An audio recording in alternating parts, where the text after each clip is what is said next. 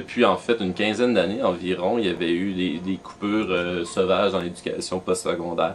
Ça s'est poursuivi durant le règne libéral, comme on le sait maintenant. Et pas juste au niveau des prêts et bourses, mais le déclencheur de la grève de 2005, c'était une mesure dans le budget provincial de 2004 qui réduisait les sommes allouées aux prêts et bourses. Suite à la réforme qui était proposée par le gouvernement Charest, il y avait une portion beaucoup plus large qui était allouée aux prêts, ce qui faisait en sorte qu'on augmentait de beaucoup l'endettement étudiant, qui est déjà très élevé par rapport à la moyenne canadienne d'ailleurs. Donc, il y a eu une coupure à ce niveau-là, une coupure de 103 millions, mais c'était pas seulement une coupure de fonds, il y avait aussi toute une réforme de l'aide financière aux études. Par exemple, il y avait un volet des prêts et bourses qui était alloué sous l'administration directe des banques. Il y avait aussi la prestation des prêts et bourses par mois et non pas par session, par exemple, et c'est encore le cas aujourd'hui finalement. On donne telle somme pour un mois. Puis ça à chaque mois, alors qu'auparavant, on donnait une somme totale au début de chaque session. Donc c'est cet événement-là qui a fait en sorte qu'il y a eu une mobilisation étudiante les deux sessions suivantes.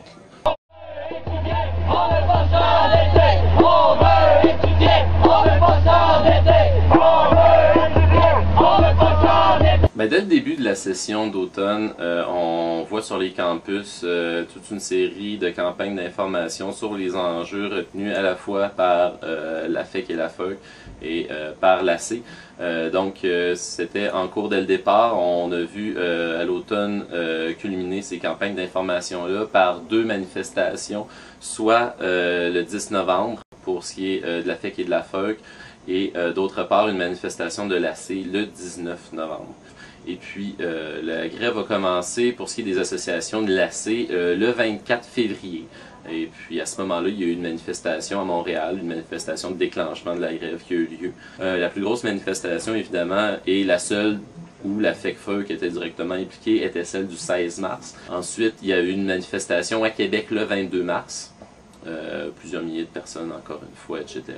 Un autre rallye de quelques centaines de personnes de la FEC et la FEUC le 30 mars.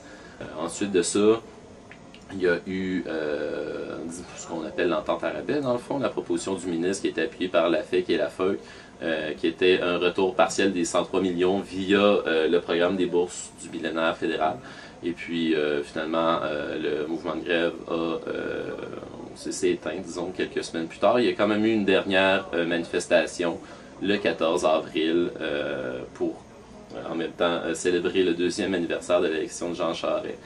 Et puis, ça s'est joint, dans le fond, à toutes les autres manifestations des autres groupes sociaux et des syndicats pour dénoncer le gouvernement Charest.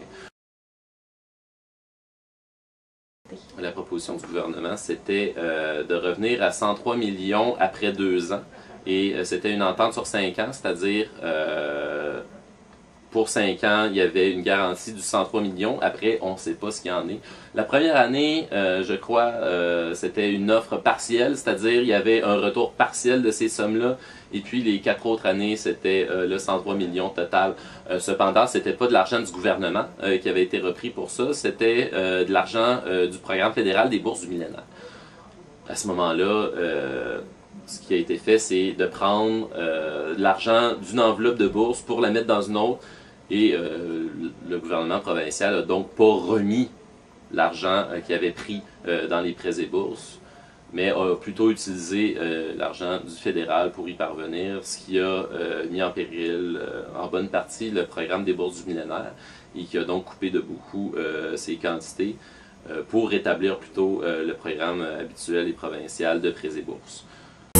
Je suis prêt. On est loin de maître chez nous. Maintenant comme jamais, y'a un traître chez nous. Ça s'entend quand il parle comme un derrière de boîte de céréales. Si tu penses me faire taire, tu perds ton temps, j'étais intarisable. Je vais sous ton ciel, musée, je suis ton féal. Face à la menace de la braderie, on brandit le poing de la patrie à la face des bandits. Face à la menace de la braderie, on brandit le poing, libérez-nous.